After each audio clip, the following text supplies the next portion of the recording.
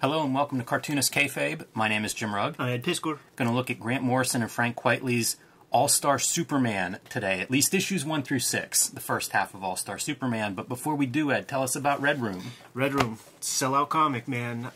We have printed tens of thousands of copies to try to meet demand, and it was just not enough. The word on the street is the same everywhere. Stores thought they over-ordered based on kayfabe enthusiasm. Turns out that everybody under-ordered, man, as we predicted. Murder on the dark web for fun and profit is the name of the game with this comic, and every issue is self-contained. So if you see a comic, grab a comic. Give it a shot. Issue 2 is in the process of being printed, and we had to push the release date back 1 week. Why? Because the printer ran out of paper when they received our order. So got to thank the Kayfabe audience for making this a hit comic. Got to thank Jimmy Rugg for putting in those amazing variant covers, as well as my other friends who have done variants to kind of goose those numbers up. Thank you very much. And if you want to read the comics before they hit paper, go to my Patreon, patreon.com/EdPiskor. $3 gets you the archive there. Well over 100 pages with new strips every Tuesday. You can join me on patreon.com/JimRugg, where I post out-of-print zines, mini-comics, original art, process, basically how I make the comics I make. And the next thing that I'm posting is the Street Angel Gang process zine. This was a little print edition that I had done a few years ago that includes pencils of my of the comic itself. You can see kind of on a graph paper there, along with my scripts. With this book, this was like the second one I think I did, I started printing out my scripts and doing my layouts on the page, like right across from it. This was a technique I used for most of the Street Angel series that was really good because you could just throw this in a backpack and carry it, work on it wherever you had a minute, and would leave a blank right page to make it easy to work. Almost like make your own sketchbook, but with your script in it. So I'll be posting that this month in June on patreon.com/JimRugg. So, Ed, we are here to talk about Grant Morrison and Frank Quitely doing All-Star Superman. We looked at Frank Miller and Jim Lee doing the All-Star Batman and Robin. What did you think about that? I think there was a third volume planned that was going to be Wonder Woman and Adam Hughes that, as far as I know, none of that ever came out, unfortunately. He's still working on page 1. Yes, but I was on DC's comp list at this time. So I was getting these in my, like each month, pulling them out, some of the comics that I kept from that comp box. And I enjoyed this series a lot. I was into Grant Morrison for a while, and some of it really lands with me and some of it doesn't. This felt like a good vehicle for Grant Morrison and what I think of as Grant Morrison. Lots of ideas. I think there's a high level of enthusiasm on the pages here, which we'll get into as we go issue to issue. But it really feels like a series that I enjoyed when it first came out, and rereading it this week, I had a lot of fun with it. Yeah, I had a bunch of fun too. I read the first couple issues back when they came out and just sort of moved on for no reason other than, maybe it was late or something, and I just kind of fell out of it. I do remember liking those first 3 issues. It was fun reading these 6. And superhero comics, by and large, to my eyes, they kind of stand and fall on the writing. There's like a base level of craft that one could point to and say, this is professional artwork. And almost every comic from the big 2 has that base level of professional looking, veneer or something. And it's the writing that can really pull you out. Whenever we are going through some of these other comics, even these older ones, Batman Year 2, things like that, I don't know what it is, man. The writer takes the stuff far too seriously, tries to inject too much real world pathos in something that is completely implausible.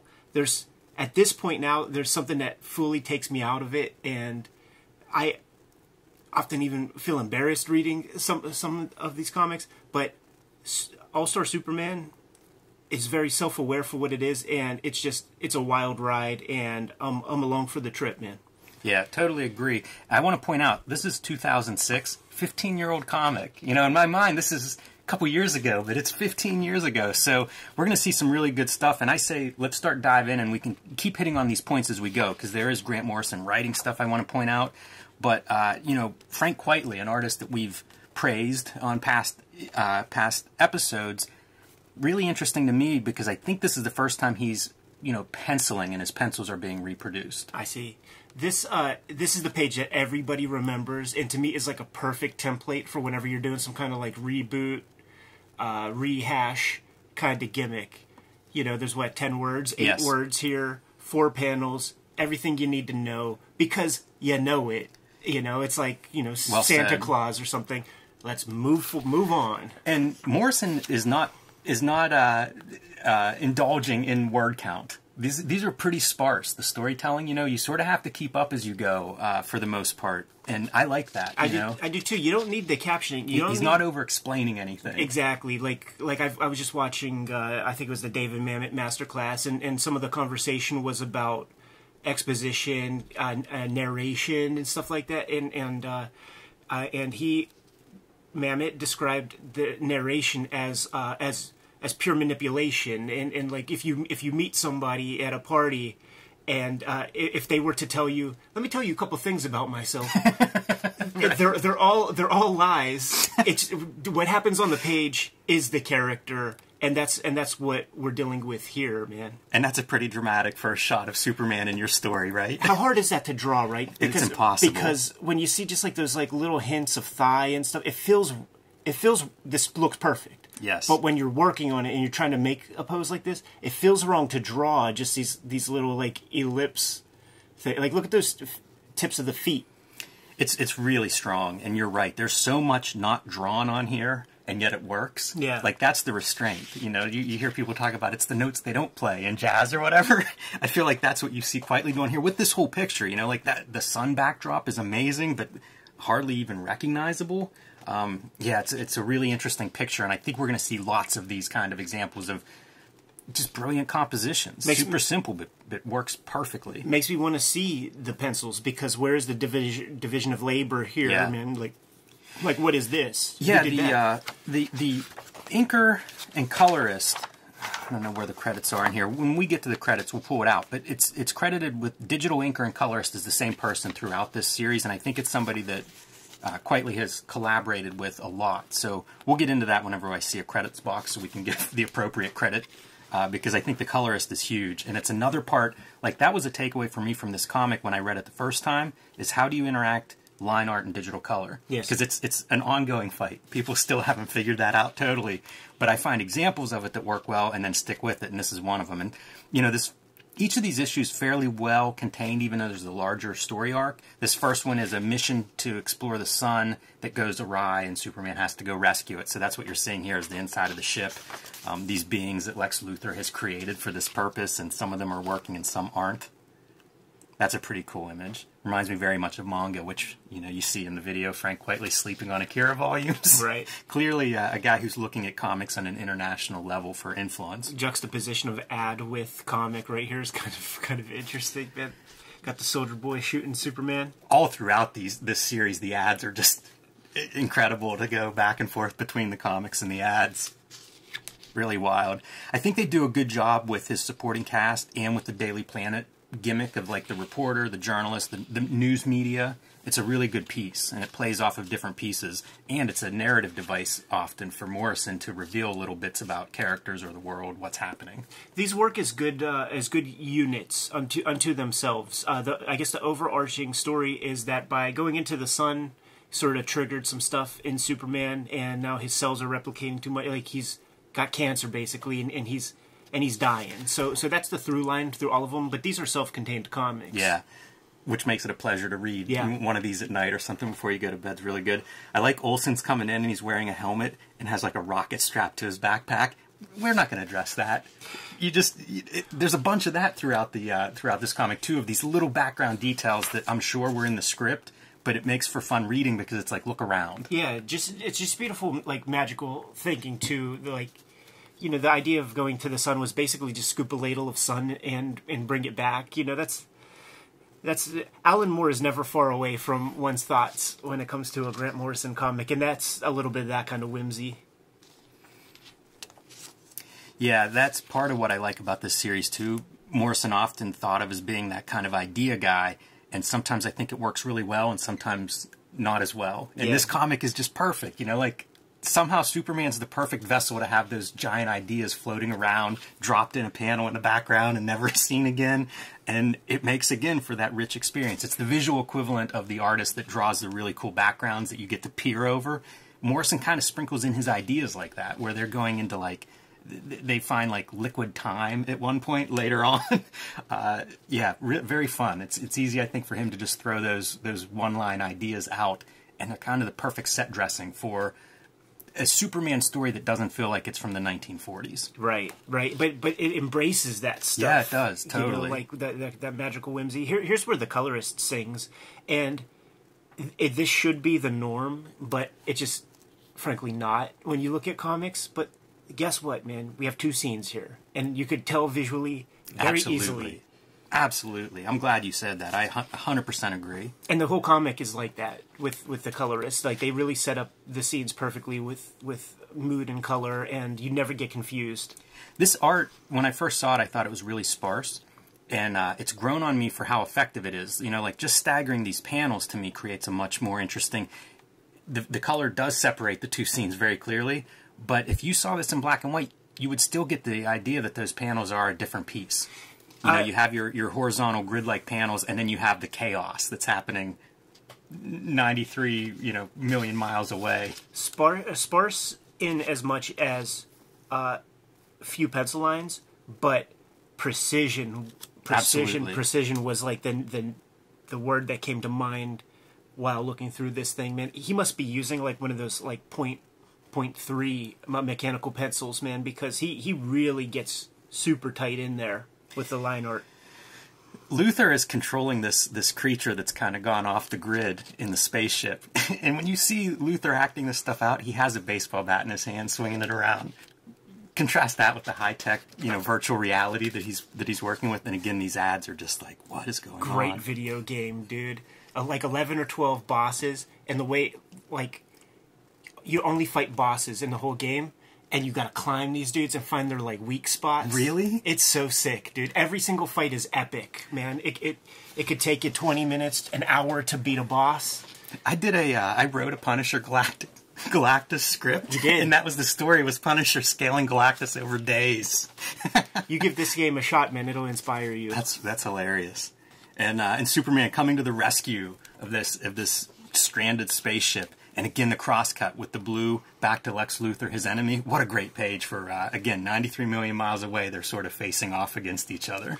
You know, like, as you proceed with your sort of art making and your career and stuff, and I imagine you're the same. Like, you sort of rediscover a piece that you've been faking for a long time, so it's like time to start focusing on that. One of the things I've been thinking about is, like, the thickness of the muscular neck is much thicker than you think. Then I've been drawing it, than you think. And he Look no further than Pittsburgh's own Kurt Angle. Yeah, exactly. and good necks on Frank Whiteley. Yeah, there's Frank Whiteley Superman. Hopefully I'll catch it, but there's a profile of Superman in one of these, and his neck, dude, looks like, man, it's like Hulk Hogan's arms or something. It goes straight down from the back of the head. Huge. Yeah, amazing. I do love the sun backdrop is really great, again, for a colorist to get to play with. And then you get these ads in the middle. So stupid. Like, what is happening? Well, obviously, Ra's al Ghul is fighting Batman in Gotham City at this very moment. Yeah, it's wild.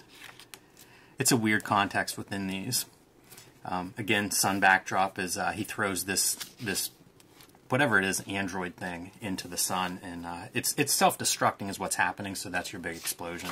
He just barely gets there in the nick of time, of course, and then get this vessel back to Earth. Or at least to the moon base. Yes. There are a lot of characters in this that I'm not sure about. Like, I don't know this character, but he's going to play a kind of a pivotal role. And I was thinking of him reading this as almost like Elon Musk. This, like, super genius, has, infinite funds to do this kind of scientific research that he's leading up, and brilliant. That, he's going to different dimensions and stuff, interacting with alien species and intelligences. Very fun character, and I'm not sure if that's a Morrison invention or if that's a long-standing Superman character. DC continuity always works like that for me. It always feels fake, or like you never know where anything comes from, man. We were looking at that Trevor Von Eden Batman annual, and there are these characters that like clearly have some connection with Batman, but we don't know or care because it just never. It's almost like old TV where, say, Danny Tanner has some kind of like specific malady in one episode, and then every character is focusing on that one thing, and then the next episode it's never addressed or talked about. Like, that's the vestigial characters of DC Comics to me. It's like they're just used for this one scene, and you could forget about them. When in Marvel Comics, it's much more elegant the way the continuity transpires, man. And I have to imagine that guys like maybe Len Wein and Marv Wolfman, people who oscillated back and forth, might be able to handle that stuff better or something. Yeah, but DC Comics continuity has always been like whatever. This guy is explaining what happened to his cells. So this is kind of I think this runs through all 12 issues of All-Star Superman, this idea that Superman's having his cells are breaking down, like he's going to die. I think that, pulling these characters out of the Golden Age or out of bizarre story appearances in the past and then updating them a little, I think it's one of those things that makes this feel so contemporary. Like, it's such a cool reading because it's referencing the past issues, but it doesn't feel like an old comic. And it happens again and again. I think every time a new character shows up that is an old character, you get a sense of that. Right. I imagine that Quitely is gridding off every single panel for perspective and stuff, because the characters, like, none of it feels faked whenever they're kind of standing on a ground plane or something. There's some examples of your superhero neck. Look at that thing, yeah. It's massive. Yeah, just go straight down from the back of the head and starts up way higher than I would think in my mind. But it looks perfect. Yeah, it's bigger than his head, the neck. It's amazing. And again, this is Kurt Angle. Like, I saw him out in the wild one time, and it's like his head, and then the neck gets wider. I was on a movie set with that dude, and he had to play like he was a fighter that was in round 11. So, he just woke up that day and came to the set, so he has to like try to make himself appear winded, and he was just doing laps around the arena for like 2 hours, man. Like, just it was impossible for him to get winded. Yeah, that's what you always hear about him on podcasts and stuff. Like, that dude's never blowing up in a match. This is great. This is a moment of Clark's a couple 10 seconds late, right? And the reason is he's saving this kid and his dog. And you just see him, like, it took me, I was reading this and then rereading it. It took me, like, I don't know, 11 seconds before I even noticed that Superman's actually in this panel. Just tiny. I really like that detail. And I'll be honest, this hits close to home. When I was in high school, a classmate of mine ran out in front of a car to save his dog, was hit and killed by the car. And so, like, I see this scene and it's like, it's kind of a real moment in a way, just tucked in. Also, Batman Year One, I think of the homeless lady that Batman pulls out of the front of the truck. Right. Kind of a similar moment. And Morrison knows all these comics. I feel like nothing is an accident. If you can make that connection as a reader, I have a feeling Morrison made that connection as the writer. Yeah. I like the depiction of Clark throughout here, and what we get at the end of this, like, he's such a clumsy oaf. It's again and again they hit that beat. Lex Luthor makes fun of Clark Kent for being that way. Lois makes fun of Clark Kent for being that way. And you kind of have to have that sort of character actor presentation to pull it oaf. It's Superman. It's the greatest human ever. How do you convince people that Clark Kent isn't that guy in disguise? You really got to, like, lay on the oafish awkwardness. Great vestige of the old comics. You know what I'm saying? Like, the whole through line of old Superman comics is really not about thwarting villains. It's about Lois trying to discover right. like who Clark is, and all of the weird contrivances to put them together, but also require him to be super heroic and shit. And Morrison is playing with this throughout the whole thing, and he sells it perfectly. Like, people are calling Clark chubby and stuff, so like you imagine that he's just wearing super baggy clothes, but Quitely sells it perfectly because he looks like a football player that just retired 2-3 years ago, but is still eating the same way he did in high school when he's trying to bulk up. Soft. Luthor tells him that too. If you worked out, you could have a good physique. And even also brown, like you go from the blue and red suit is so bright in this comic. One of the things I love, but whenever he's not in that suit, it's like how brown can we make him? Right? Because what was the Clark Kent from the Superpowers toy? It was still like blue with the red tie. And just imagine, maybe he's wearing yellow underwears. So I want to call out, here are the credits. And the digitally inked and colored by Jamie Grant. I always found the digitally inked part weird, because as far as I can tell, this isn't a pencil line. I think he's just adjusting contrast, and who knows, maybe cleaning up smudges and doing a little bit of cleanup. But I think it's mostly just adjusting that contrast to make the line essentially black line. I just realized this, man. Shouts to letterer Phil Ballsy Ballsman, man. Year 2 student at Kubert School when I was up there. Super cool cat, and he's a dude that also designed the Akira box set that we all adore with the Akira Club and stuff. That's a fun job. Yeah. I think he might have got the Eisner nom, if not the actual Eisner Award for that, man. So shouts to my homeboy. Yeah, I bet that was a fun project. You keep in touch with him? See him at conventions every now and then. You have to introduce us if we're out somewhere, because I'd be curious to hear about that job and what kind of stuff he encountered with that.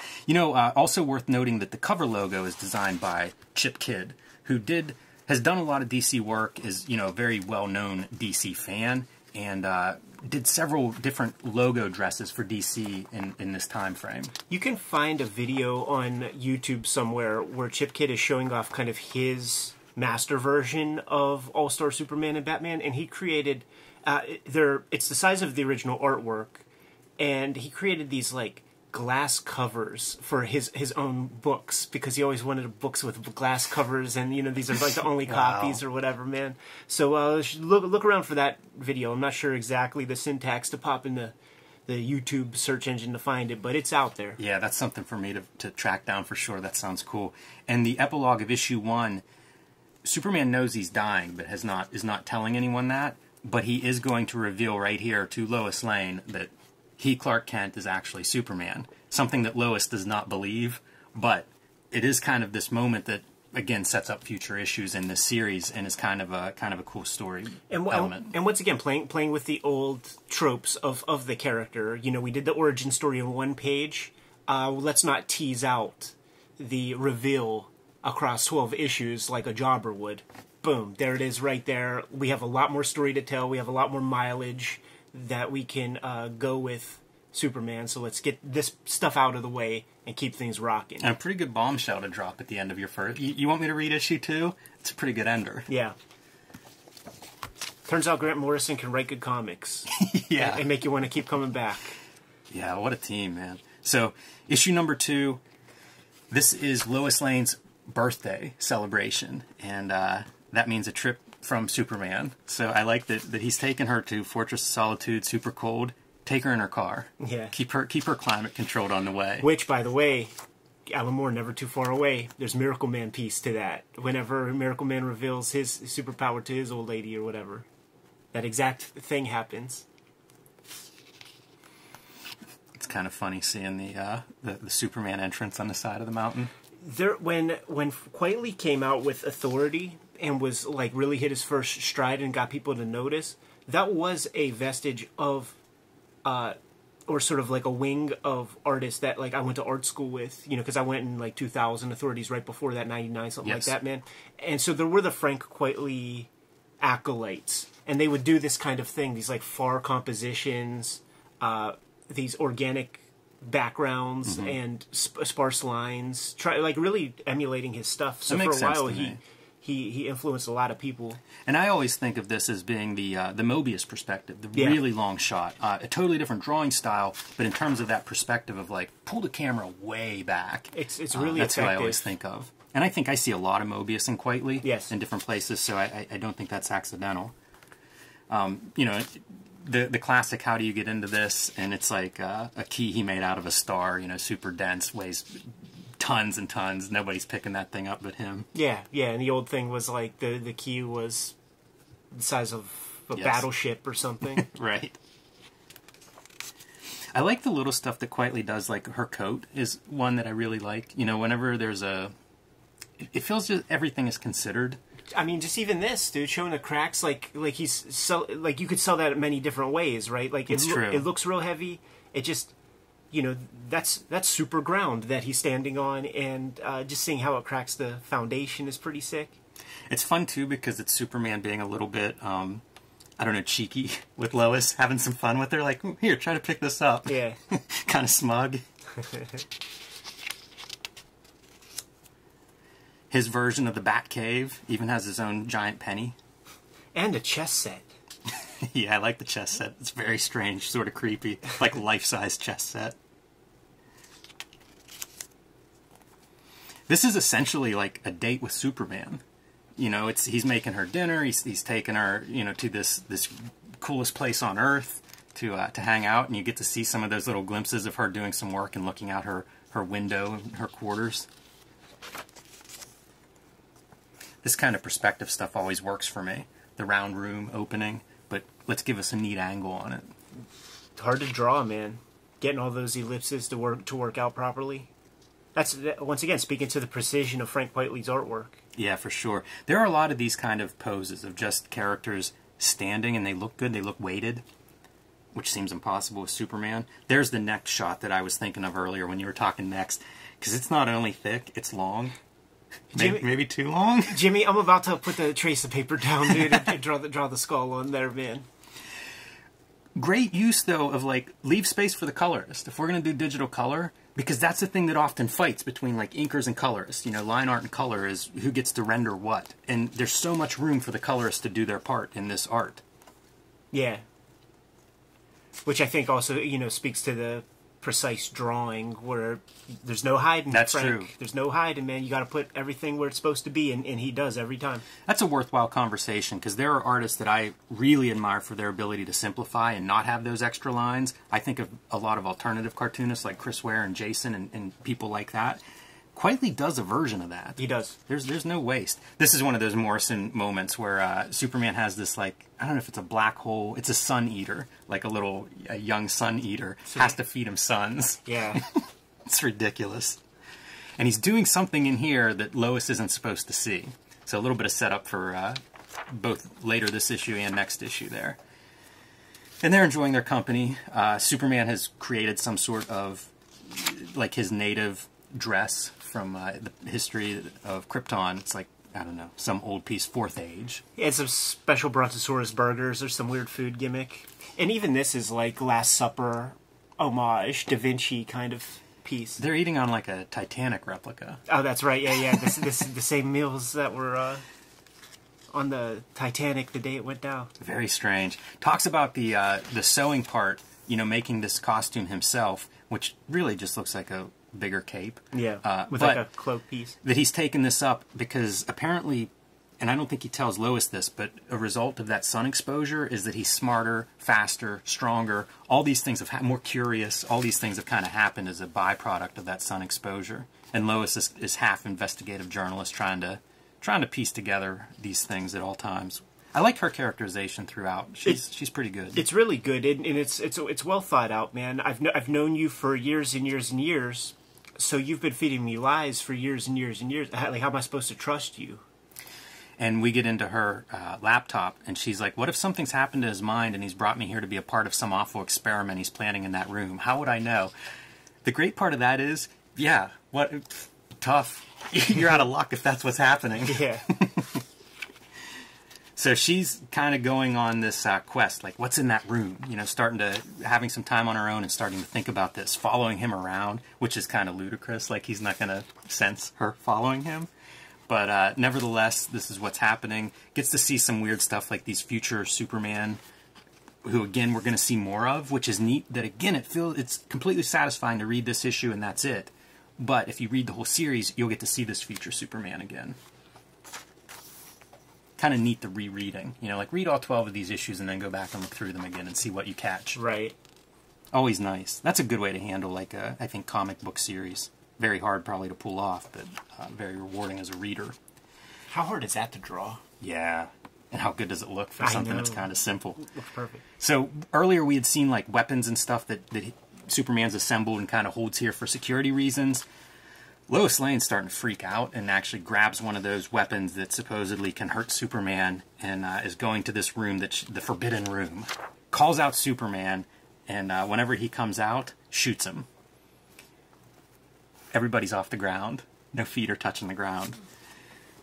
So she shoots Superman, and it's like, I was reading this and I thought, that's really messed up that she would do that. What if that gun actually worked and she kills Superman here? You know, like, no questions asked. The first chance she gets, she just shoots him. And then the story goes on to explain that she's been exposed to this thing that increases paranoia. Right. Dude, how hard is it to write and draw that without caption box or narration explaining it? You need that piece. I was really impressed by that. Because you see her behavior playing out that way, and then you get the explanation of, oh, you got too close to this thing. Right. Which is pretty good. And the reveal of what was in that room, so satisfying wrap up to this, the mystery of this issue, is for her birthday, he's created basically a drug to make her have his powers. And sewed a little costume for her. It's all set up. It all pays off. Good stuff. Good stuff. And what could be a better birthday gift than get to fly around with Superman's powers? And kind of shows on your cover. So issue 3 is that storyline of her getting to actually take that, whatever it is, some sort of liquid, and off they're going to go. Just in time to deal with this dinosaur invasion from dinosaurs that survived their like species-ending apocalypse and went underground and have continued to live and evolve, and so now they're intelligent. And if you're into David Icke, here you go, some reference to the lizard people. Doesn't that look like Rick Rude? It does. Oh, man. You soften up the arms a little bit. You could also get like a Jake the Snake Roberts there. That's true. Mustache, a great facial prop. Dark episode of Dark Side of the Ring last week, by the way. Yeah. Very dark. Yeah, the Grizzly Smith, for those at home that aren't keeping up with Dark Side of the Moon. Oofa. I don't know if you do yourself a favor by watching that one or not. Oofa. How great are these, though, of the flight? You feel it, man. It feels glorious whenever they're flying. The design of the dinosaur is really cool. Like, look at that face, man. Yeah, it's really good again for the texture. Like, allow your colorist to go nuts. Give them a couple of marks that establish that scaly texture, and then do your Photoshop. You got to trust your guy, man. Yes, you got to trust him. I wonder if he was working with like in proximity with the cartoonist? Yeah, or if they had worked together a lot before this. Right. So Samson shows up, and this is another one of those characters I was trying to figure out. I'm sure every superhero comic publisher has had characters named Samson show up, but also like it'd be cool if this wasn't a prior DC character and Morrison's just bringing in, you know, pantheon, Greek gods, you know, Roman gods, like bring it all in. Everything that we've got in the history of the world can exist here in this mythos. But Samson grabs this dinosaur, chucks him into orbit through a satellite. Superman's just like, come on. Just too much. When these gods are written, they're almost always written as kind of boobs. And when you read mythology, like, it really does sort of work that way. There's a lot of, I mean, hubris comes from from the gods. Yes. You know what I'm saying? Man's flying too close to the sun with wings made of wax, and that's what we have right here with these guys.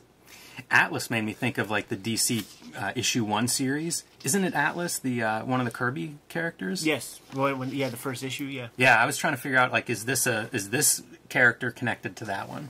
And it'd be a long stretch. Yeah. But it's still kind of fun just thinking about how these dots connect to everything. Yeah, they feel Weisinger era. You know, like that Doom Patrol looking Superman and stuff. It feels like that would have been from, you know, the 40s, 50s, Weisinger, Wayne Boring era. And right away, Atlas and Samson are hitting on Lois Lane. They like the Super Lois. Even in our times, a super beautiful, super smart, super strong, curious lady. Laying it on thick. Yeah. Laying it on thick and wanting to compete with Superman to maybe spend the evening in Lois's company. Look at that souped-up car in the background, too. Almost like the Forever People mobile. Right. And I think that plays out in mythology too, like trying to win the hand of like the female gods, or the gods trying to win the hand of some human, and then fire is invented or something. Your lizard people under the in the Earth's core, Superman down there talking about this, wooing her with some of these like jewels that he stole from hundreds of years previously. There's a lot of time travel with all these different characters too, and puts on these glowing jewels around her neck that would kill her if she didn't have the Superman powers and was invulnerable to everything, but due to the radioactivity of those things. But nevertheless, she's wearing those and glowing and enjoying her birthday. Samson, time traveler, pulls out the Superman Dead paper from about, sometime issue 12 or so of this series. A little bit of foreshadowing, things to come. But while they're having their little Macho Man show-off, what happens? The owner of those jewels shows up. And he's a cross between a time-traveling techno-god and an ancient Egyptian god. Again, it reeks of Morrison. It just feels like this isn't the kind of book you could pass off to Roy Thomas. Right. It's unfair. It is unfair, because really, you couldn't pass it off to almost anyone. You sort of have to have that curiosity to fill a book with these kinds of ideas. But man, leaning in on the stuff that you're interested in, I think would be a lesson maybe any writer could take away from. Feels godlike the way the dialogue is approached with just these one-word captions. It's like every word has meaning. Yeah, and there's a riddle that's presented here. I love these kind of panels, too. They describe Lois Lane in this moment, whenever he's holding her, as a state between life and death. Yes. And by the way, the riddle is the Great Gorilla Monsoon phrase, man. What happens when the unstoppable force meets the immovable object? WrestleMania 6. You're right. Superman solves the riddle and gets to rescue Lois Lane, essentially, and these two knuckleheads still aren't done, which leads to a double arm wrestling match that leads to a very broken, like a compound fracture Samson arm. Yes, you could go down a YouTube rabbit hole of that, too, by the way. Yeah, man. no thank you on that one. When you see these big meatheads doing their thing. I wasn't sure, what exactly the fire that's coming up out of this island, that part I wasn't sure about. This island, breaks down in the process of them arm wrestling, and I don't know if that's meant to indicate that there's so much force being applied to that rock that it's destroying this island. Right, yeah. And Superman's just whistling while it's all happening. They go to some underwater Atlantean dinner date, and then another flight around the moon as her powers are coming down. And she talks about feeling those, going away, that she can't see the radio anymore, referring to radio waves that I guess are visible. Some of that stuff is really cool. Can't smell the trees in Canada any longer. Yes. I love all of those little subtle details, because it's a way to talk about Superman without it being Superman caption-heavy kind of exposition. And, that's the perfect thing, too. Somebody that doesn't have those powers to show up and get those powers, that's a great way to illustrate, oh, holy shit. It's very observative.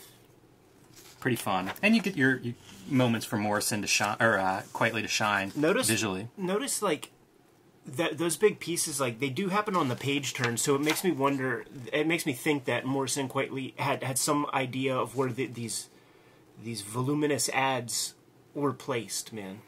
You would hope so. I don't even know who controls that. Bob Schreck's the editor of these all-star comics, and he was kind of a superstar editor at the time, working with this top talent. And this was a huge, high-profile launch, these all-star comics, so I don't know if that's an editorial, if they even have the control over that, or if it's just you get lucky. I don't know. It's always working out. Pretty fun. I feel like that's a little bit of an homage to, Action Comics 1. Yeah, get Superman under the car, and I also like the way he handles the heat vision. It's glowing red eyes, and then you see the source or the target of those glowing red eyes, but no beams or anything. Also, it's shocking to me to think of LeBron as your spokesman 15 years ago, and the dude's still going strong. Yeah, man. Pretty wild career. So this issue, we focused on Lois Lane for a couple issues. Now we're going to get a good Jimmy Olsen bit, and Olsen is writing these weekly columns that are very well received, where he essentially goes out and has some sort of high concept adventure, and in this case he's going to switch out places with that Elon Musk type character for a day and get to run that organization.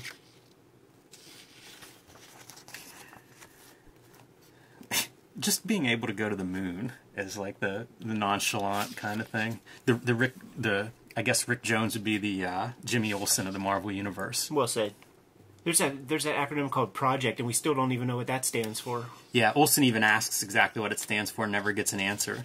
But the guy he's stepping in for, part of the reason Olsen gets to have this little fun column is he's going off with this different dimension. He had encountered these characters that have like light for their language, and he deciphered a little bit of it, and pretty soon started up a relationship with this alien race, like a different dimensional alien race. So he's going to go visit their home planet for the day. Doesn't some of this like feel so British 2000 AD, like Zenith or when Paradax or something, like the crazy Brendan McCarthy colors?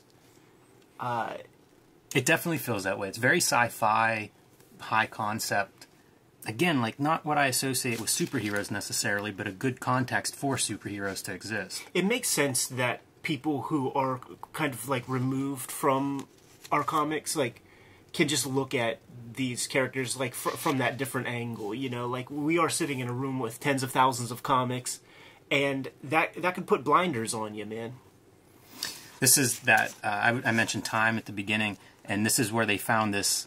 I forget what underworld something, but it's basically they found time moving in these different metrics, even to the point of being like a solid or a liquid, and that's what they're pulling stuff out of, and it just gets too heavy and the equipment crashes in, almost taking Jimmy Olsen too. But of course, to the rescue is Superman. He has his Superman watch whenever he gets in trouble, and that means Clark Kent disappearing out of his editor's office. And this is one of those subtle, very subtle choices by Quitely. But if you notice, once Superman comes alive, he's no longer bound by those horizontal verticals. This panel's at an angle. Mm-hmm. I thought that was really good. And there's a few of those kinds of touches throughout this series. But Superman arrives in time to both save Olsen and to pull this object out. And this object is a piece of black kryptonite. Yes. Which, of course, very dangerous. But Superman comes out of it okay, and they're going to encase it in something protective. For all the precision of Quitely's work, there is a ghastly component to these faces, man. I do agree. There is a Quitely face that he draws. That's almost acromegaly or something. It really is. It Rondo like, Hatton, yeah, the creeper. exactly. Yeah, exactly. That's who I was thinking of. Yeah, it's funny. His faces are very, very distinct. They're not exactly like beautiful people. No, right. Whatever those proportions would be. I thought this was really good, the veins in the hand. Because as Superman's sitting there, he's like messing around. First, he carves a little logo in with his heat vision, and then he's squeezing this table to the point that it breaks, and comments that it's probably worth more now than it was before he vandalized it. Right, you see the lettering start to change to indicate that we're not in Smallville anymore. Yeah, and if you're not sure, you see Jimmy Olsen's reaction, too, of like, what's happening here, Soups? These next beats, the way that Quitely plays with the camera angles is so freaking sick, because it knocks you off your foundation, and he'll keep distorting it. Like it's slow going. This is probably like the first piece of it. And even this it just keeps going. That may be your first piece. Yeah. Yeah, you're right. It's super subtle, and also the panel now has shifted. You know, the panel itself, like the margins and stuff. Yeah. So it's both meta and within the panels. He's doing this on a very subtle level, but definitely Keep like watching. reading it. There's no. You're not going to miss it. See, like when I read this, now this is probably an example of the ads not doing well, because if you saw this as a spread, which is how I read it, you have this angle, and then you have a shift. Yeah. And if it was here and there, it feels like the boat rocking. You know, and he just changes it every single time here. Yeah, it's really good stuff. It's angled this way, it's angled that way. This kind of thing is really good. This was another one that stood out this week, is just how good Quitely is with the figure, because there's not that much happening. It's a sparse little room that they're in, but his ability to twist and bend figures is kind of understated. You know, that's not a giant 2-page spread that we're seeing, but it's a perfectly drawn figure with foreshortening. It's bits like that make me think of Mobius too. Mm-hmm. When you see these characters at a far angle, you see a lot of full bodies in Frank Quitely comics, and you get that a lot in Mobius comics. Yeah, I noticed that in Authority whenever I first started looking at his stuff. The way they would do fight scenes, it was like no shortcuts. You know, it's the opposite of a lot of movie fight scenes that are like super close and cropped and fast cuts. It was more of like, let's do a long shot single take. So now they've got to figure out, like, how do you stop this? Superman's flipped and he's gone evil or something, and they're going over their options. There's like the Phantom Zone, you know, which is kind of the no return option. But they're going through some of the stuff that Project has in store that could possibly deal with a rogue Superman. And of course, it's up to Jimmy Olsen, since he's de facto leader for a day, to figure out what to do with this. That's pretty cool. Like whenever he lands and busts up the road from impact. Yeah. Yeah, you didn't see that much before this comic. I always like that kind of stuff. It's the equivalent of like the bullet holes in, say, concrete or brick or something where it's just this shattered, shows the impact. And continues on. Jim Shooter would be proud of the, you get to continue seeing it as long as they're around that spot. And keep looking at the camera distortion, the disorienting, like on the foundation. You're totally right about that. Going back and forth with those angles. Just a chaotic moment. Almost like combat photography, like handheld camera. Yeah, exactly. And he has this gun that Superman's like, don't even point that dumb gun at me. And he says it's not for him, it's for Olsen. And he injects himself with it, and it's a doomsday gun. I can't tell, like, continuity-wise how this all is supposed to fit. Like, would this have been a story in which doomsday exists? Or is this sort of like incorporating the old, like the history of Superman into this all-star Superman storytelling? So we have a doomsday thing, and it kind of looks like doomsday. A little bit weird. Yeah, I think the All-Star brand is like licensed to use whatever you want in whatever kind of permutations you feel. And Doomsday's something they mentioned earlier in the issue, so whenever I saw that, it was kind of like, oh, okay, are we going to see Doomsday come back? Doomsday, the character that we know from Dan Jurgens. Didn't it really make you wish that we would see like a Death of Superman kind of fight from Frank Quitely? Because he would do it justice.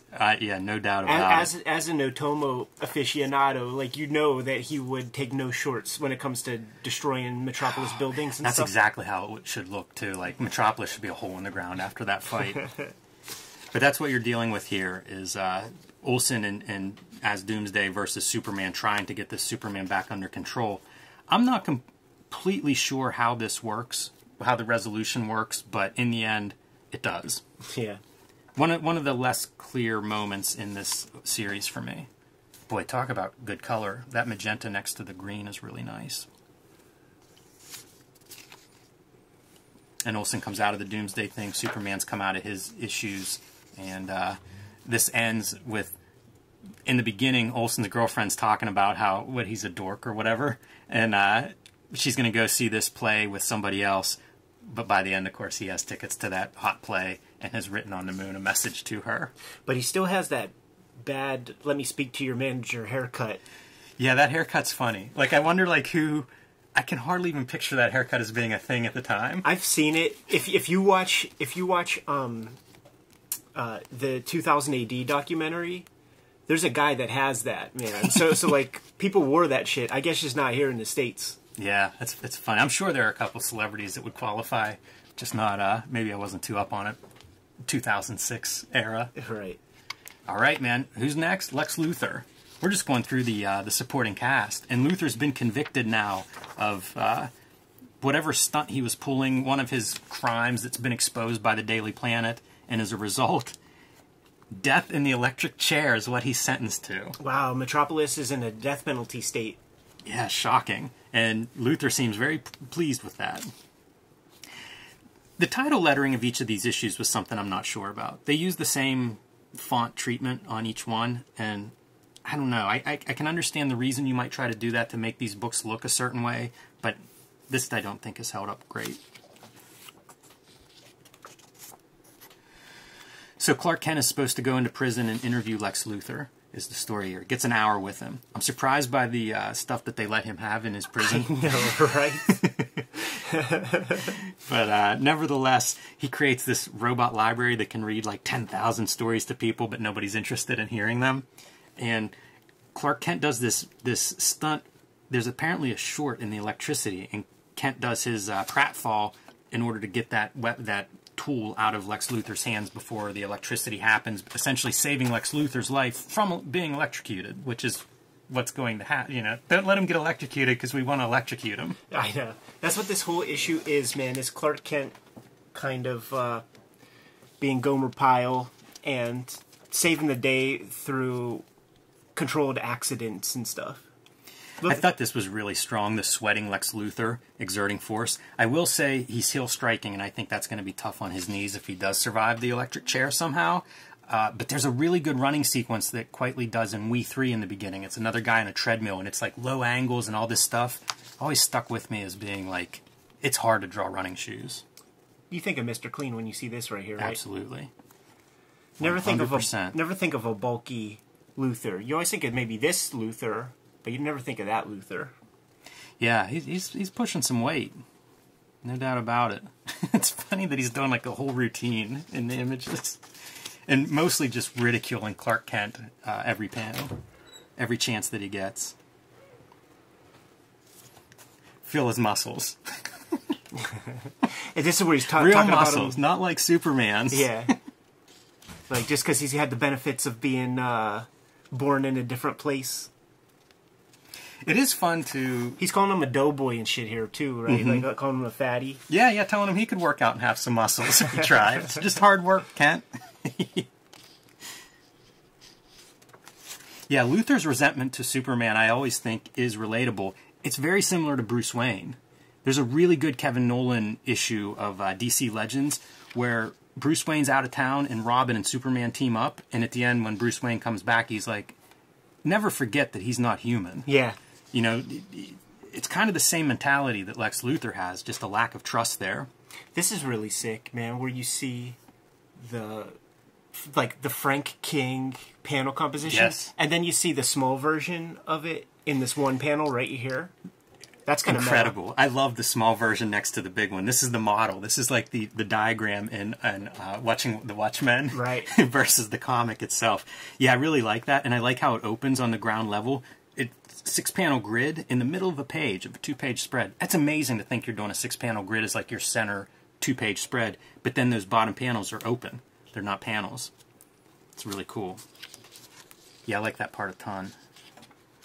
When you watch that Quietly documentary, you see the kind of rigor he puts into page compositions and stuff. Right. Like, you really see him working things out. You just showed your sketchbook stuff from the Street Angel script thing, and he does a version of that in the margins, and it's so detailed. It's all figured out before he looks at the blank 11 by 17 piece of paper. This also, Ed, you've been pointing out, like, getting your page turns right. This is another one that's dependent, you know, figuring Totally. out that perfect turn. And it happens halfway through the book. You know, that's not like page 2 and 3 that you could really control. This is neat because it's your 8-panel grid. And it's interesting because it goes from 4 panels into 2 panels, but still maintains that center spread. And he even gets to, like, walk around the grid, essentially. He's walking outside of that panel. Yeah. It's good shit. And this Parasite character... Superman's presence is fueling this Parasite character's power. Makes you wonder if Lex Luthor ought to be able to put together these pieces. Because that feels like a little bit too much. But the result is Parasite breaks free. Now there's chaos with all of the prisoners. You have a riot with Lex Luthor in the middle of it, essentially saving Clark Kent's life. Is like, follow me. And then we have another comic in the middle. And I don't want to be too hard on Steve Scott here, but you get to this page after reading this, and it's like, oh yeah, not everybody. The difference between like these 2 pages versus what you're seeing Frank Quitely do feels like they're not even the same profession. He knows it. He knows it. I would know it. You would know it. You know what I mean? That would be the smack in the jibs, man, to go pump some weight and sharpen the sword. Hit the sketchbook, get busy. I agree 100%, but I also wonder because like the majority of comics are much closer to this, especially, you know, from this time period, than to this. And it's just like, what is the difference? Vision. I guess. Vision versus craft. Yeah, you wonder, Quitely would always get fought over by writers. You know, Mark Miller, Grant Morrison. I think there was somebody else that he's done some stuff with. And I wonder how much you get from working with these guys. You know, a Grant Morrison script or a conversation with Mark Miller on the phone about what he wants to see in that art. It definitely feels different than the ad agency. Man, I keep hammering this poor guy. But the ad agency or whatever that's like, you know, we're in a war zone and there's some monsters behind them or whatever. It's got to rub off, right? Yeah. And there's got to be some to begin with. They don't go after Quitely if he isn't exhibiting this kind of strength, given the chance or given jobber-type comics to draw early in his career. So they get back to Lex Luthor's cell, essentially, and, well, I guess they defeat the Parasite first. You discover that Lex Luthor he could bounce whenever he feels like Yes, it. exactly. He even has a pet monkey, which he sets this whole thing up, in order to be part of the article that Clark Kent is writing. Right. Even describes, like, you know, what that last paragraph should look like. And then the inimitable Lex Luthor opened up the floor and shook hands with the baboon in the Superman suit. Look at the short shorts on Luthor, man. That's obscene. Especially the prison workout. Especially in a jail scenario. Yeah, I don't think that that's going to go over very well. But walks him down to this underground cavern and basically finds a safe passage for him to get out. And there's this weird part where he loses an eyebrow at some point, and his boat driver's like, "Hey, your eyebrow." Sharpies it back on, and then it's fantastic for the rest of the Lex Luthor appearance here. Gives him a damn. He gives himself a divine eyebrow. Incredible, drawing it onto himself, and gives away this part of the real kicker of the article is revealing that he killed Superman. And when you see this right here, like, is that another meta Grant Morrison? Did Grant Morrison kill Superman? Like, feels like it, right? Is that what we're looking at right there? Did Grant Morrison draw an eyebrow on himself? I need to see what his face looked like when he typed that page up, and I need to see if he inhabited the character somehow. That's hilarious, Ed. I think you're right.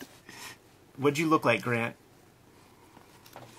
And this, like, you know, the whole death angle, man, and you hear about, like, the river Styx and you know, the Grim Reaper taking you down to where the dead people go. Like, that's the last image of that piece right there, man. Yeah, it's really interesting, tying all those threads together, weaving in the mythology that, again, we saw with Atlas and Samson, but applied very, very differently in this case. And love Luthor screaming as he goes away, "If it wasn't for Superman, I'd be in charge on this planet." That's amazing. Like, he really makes Luthor kind of cool. Yeah.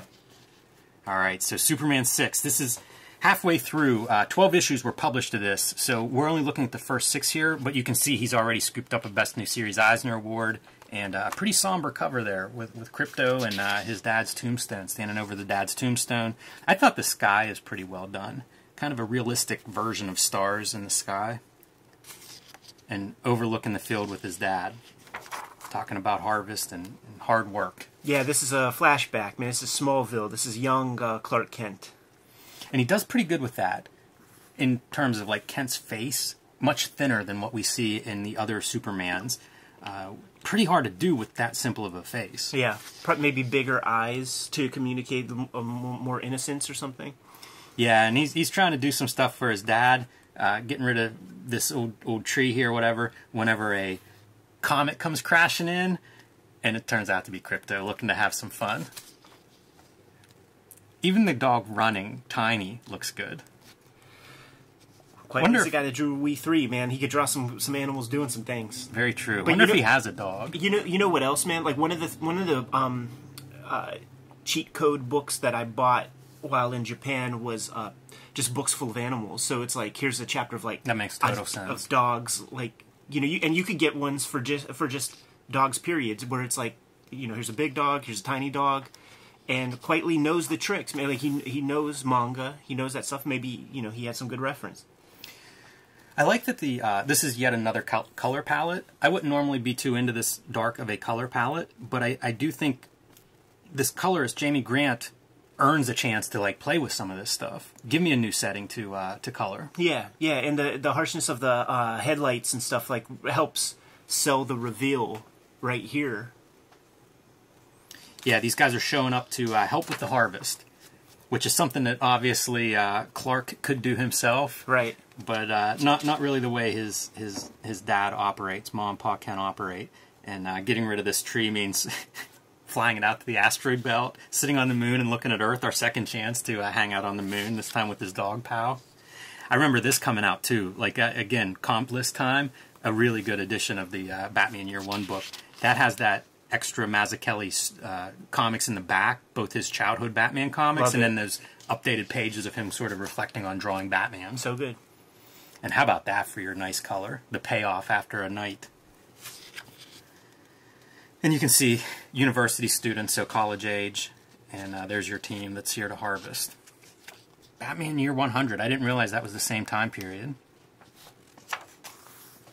It's a smart ad series. Batman Year 1, same color palette. Batman Year 100, the next page, same color palette. Yeah, who'd have thunk it? Yeah, who'd have thought? Well done ads. Right. It's so rare. Wonder who was doing those at the time. I feel like they worked there for like 10 minutes. This issue, maybe. Hanging out with his Smallville pals at the diner. And it's real funny because they're doing like their "This Isn't Superman" shtick, him and his buddy. Yeah. And Lana's like, why do you guys bother doing this? I know who he is. Taking selfies. Yeah, that part makes me laugh. Very minor chance to do some characterization, but well done. A little bit of humor. And encountering these three guys and realizing that they're actually Supermans. Another one of those bits where it's like, are these characters from continuity? You know, this little Mr. Mxyzptlk Superman. You know, Good job pronouncing that. I was not going to try it. Well, like, I said the name of the villain, but not the Superman version of... Not this guy? Yeah, exactly. Yeah, that's a lot of consonants. But there's good build-up for those guys, the way they're introduced. It seems like they might be bad guys showing up, and as we get to learn more about them, Kent gets to learn more about it, too. I guess he's just Superman, not Clark Kent. Clark Kent's the imposter. Right. But young Superman gets to learn more about, like, holy shit, like, Superman's throughout hundreds of thousands of years into the future. Is that right? Or millions of years? Whatever it is, it's like there's a legacy there that I think this is his first exposure to that legacy. This issue was okay, but like to me, this is like a fall off issue in a way. You know, it's kind of like and then he woke up kind of thing. We're just looking at what it ultimately is just a dude kind of like replaying events or something. There's one, I like this moment. So this Superman is covered up, and the reason is this is the real Superman. Yeah. From a couple years in the future, and he thought it would freak his younger self out seeing him. And this whole story is kind of built around young Superman refuses to let these guys deal with this monster themselves. And as a result, he's not there when his dad dies. It allows the adult Superman the chance to be there. Right. And so it's kind of neat. I don't know if it lands as well as some of the other issues. I don't connect as much with Ma and Pa Kent as, say, even Lex Luthor in the previous issue was probably more fun for me. But I like the idea that that's what this story purpose is, right? It's like, how can I make up for missing that moment? You know, it's not like he could keep his dad alive, but he wants to be there at the end, and that's what he gets. Yeah, so as like almost like a eulogy or like a Superman bucket list, like the things you want to check off before your toast, this would be one of them. Right. You know, you want to give Lois, you know, a good time, send her off well, have a romp with Jimmy Olsen.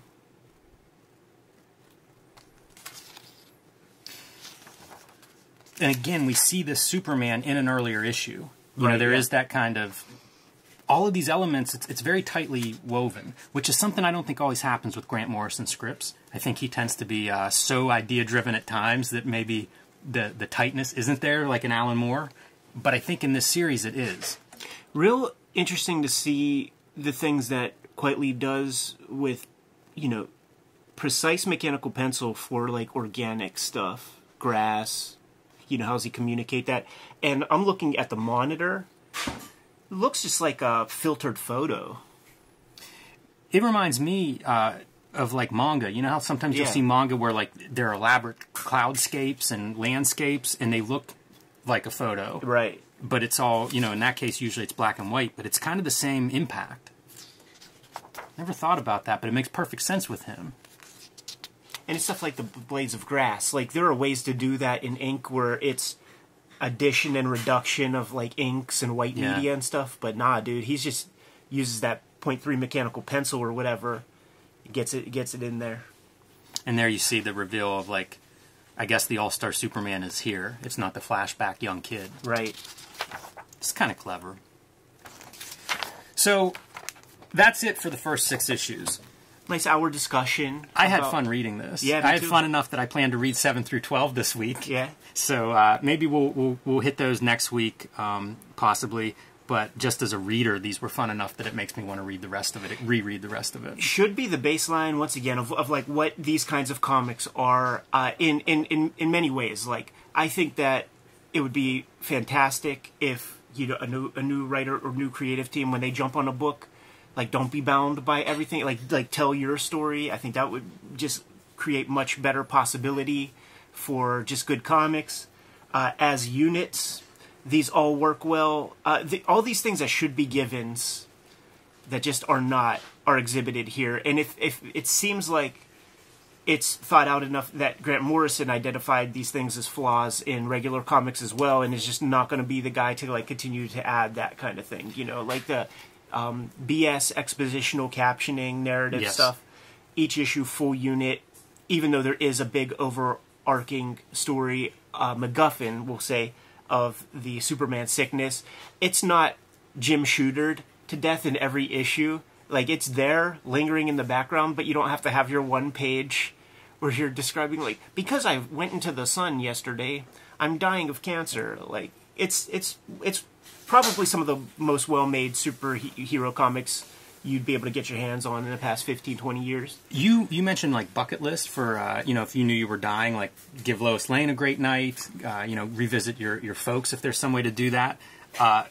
It's almost, like, opposite of something like Batman Year One, which a lot of writers, when it's like, oh, I get to do my version of this character, let me do the origin, let me do the, you know, the whole character's arc. This is the opposite. This is kind of Dark Knight Returns in a way, where it's the end of Superman's life, and how does his life look if he has time to reflect on that.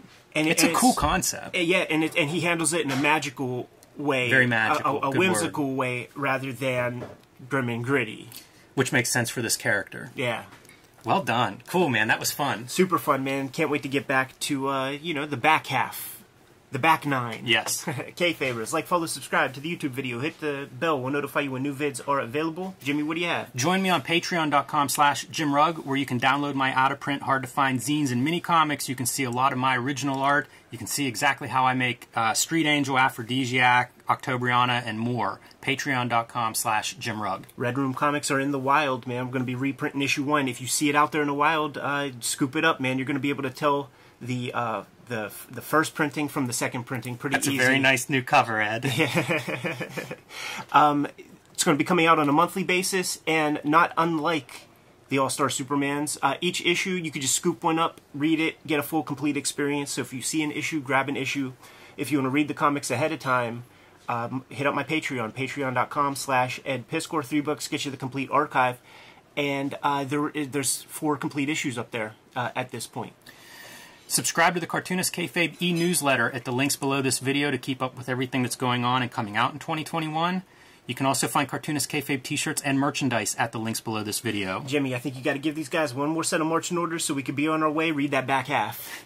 Read more comics.